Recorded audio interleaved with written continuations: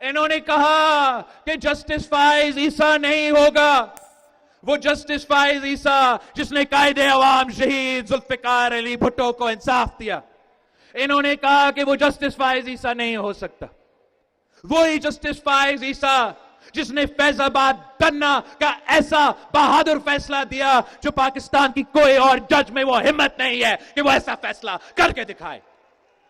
وہ جسٹس فائز عیسیٰ جس نے کہا کہ مشرف غدار ہے، عامر ہے، وہ کام کر کے دکھایا جو کوئی اور منصف نہیں کر سکتا تھا، جو کوئی اور چیف جسٹس نہیں کر سکتا تھا، وہ بھی کام کر کے دکھایا۔ جو لوگ ڈرتے تھے یہ فیصلہ سنانے، اس سے پہلے تمام چیف جسٹسز